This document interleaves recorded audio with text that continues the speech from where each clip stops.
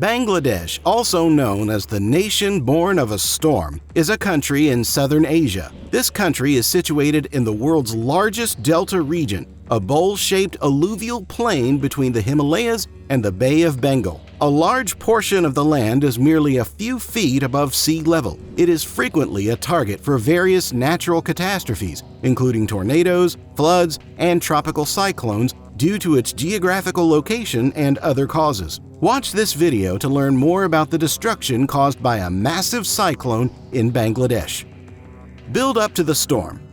A circulation emerged in the southern Bay of Bengal on April 22, 1991, as a result of a continuous area of convection, or thunderstorms, near the equator in the eastern Indian Ocean. The cloud mass engulfed most of the Bay of Bengal within 2 days, focusing on an area west of the Andaman and Nicobar Islands. The system was classed as a depression by the India Meteorological Department on April 24th, and a tropical cyclone 02B by the Joint Typhoon Warning Center. Winds of roughly 55 kilometers per hour were observed by ships in the area around the time. The storm traveled northwestward from its birth, and early projections from the JTWC, or Joint Typhoon Warning Center, predicted that due to a westward-moving ridge above India, it would continue on its path toward Andhra Pradesh in southeastern India. A wind surge from the south aided the cyclone's strengthening. On April 25th, the India Meteorological Department, or IMD,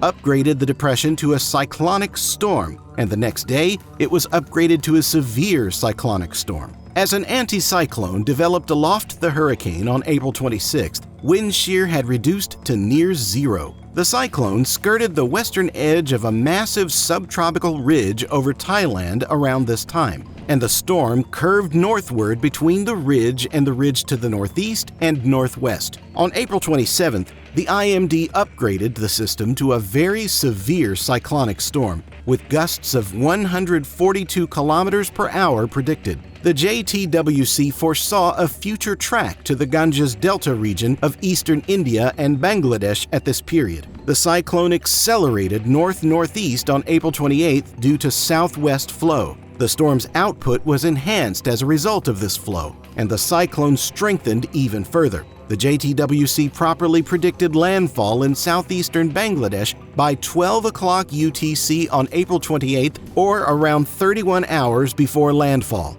The IMD upgraded the system to a super cyclonic storm, the highest category, early on April 29th, with projected peak winds of 240 kilometers per hour. The JTWC projected peak winds of 260 kilometers per hour, which is equivalent to a Category 5 hurricane or super typhoon on the Saffir-Simpson scale. The JTWC estimated minimum barometric pressure of 898 mbar, whereas the IMD estimated 918 mbar. High winds and low pressure, which are unusual in the Bay of Bengal, made the storm one of the most powerful in the region. The storm made landfall around 55 kilometers south of Chittagong in southern Bangladesh at 1900 UTC on April 29th. It was just marginally stronger than its peak strength. The cyclone swiftly deteriorated as it passed through the rugged terrain of the Chittagong Hill tracts, and it traveled into northeast India, where it became a remnant low-pressure region.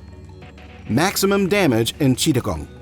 The height of the shoreline determines which locations are more vulnerable to storm surges. The areas around Chittagong and Cox's Bazar are immediately the high-risk area for surge water heights of more than 1 meter. The water does not move as far as it would on other Bangladeshi coasts due to the steep grade on this shore. The intermediate danger zones on these coasts are about 25 kilometers from the shore, whereas the high-risk areas are less than 10 kilometers. Because Chittagong and Cox's Bazar are significant metropolitan areas right on the coast in southern Bangladesh, they suffered the greatest loss of life. Drowning was the leading cause of death, with children and the elderly having the greatest fatality rates. Despite the fact that cyclone shelters were created during the 1970 Bahola cyclone, many people only got a few hours' notice and had no idea where to seek refuge. Others who were aware of the storm refused to leave, believing the storm would not be as devastating as predicted. However,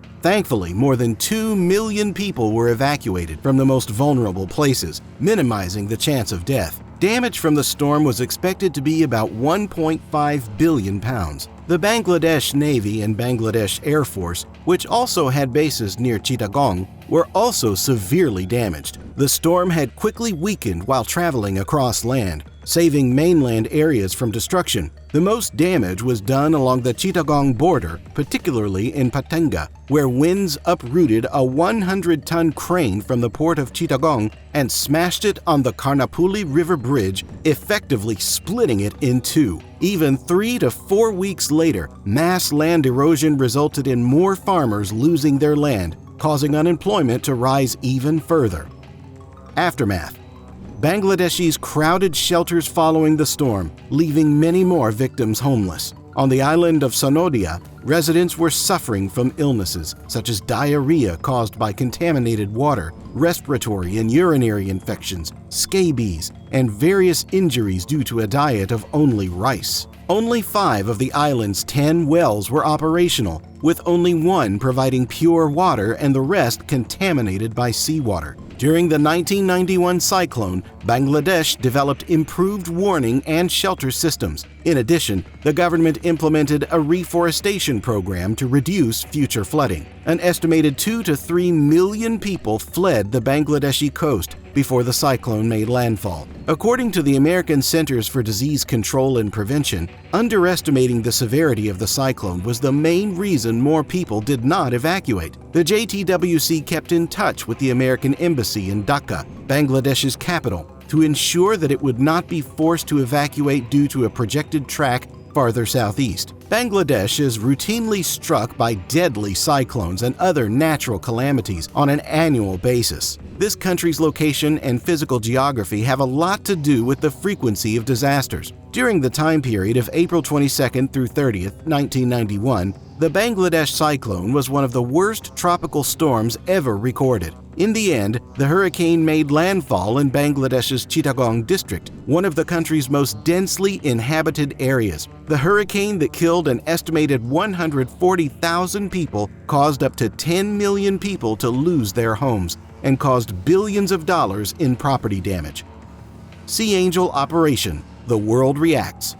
The U.S. Amphibious Task Force, consisting of 15 ships and 2,500 men, was diverted to the Bay of Bengal after the Gulf War to provide relief to an estimated 1.7 million survivors. This was part of Operation Sea Angel, which included the United Kingdom, China, India, Pakistan, and Japan. On May 10, 1991, President George H.W. Bush directed the U.S. military to provide humanitarian assistance. A contingency joint task force led by Lieutenant General Henry C. Stackpole, comprised of over 400 Marines and 3,000 sailors, was then dispatched to Bangladesh to provide food, water, and medical care to nearly 2 million people. The efforts of U.S. troops, including 3,300 tons of supplies, are credited with saving up to 200,000 lives. The aid was delivered to the Bay of Bengal's hard-hit coastal areas and low-lying islands by helicopter, boat, and amphibious craft. Medical and engineering teams from the U.S. also teamed up with their Bangladeshi counterparts and international relief organizations to provide treatment to contaminated water victims and prevent a diarrhea outbreak. Water purification plants were built, and the population's prevalence of diarrhea was reduced to pre-cyclone levels.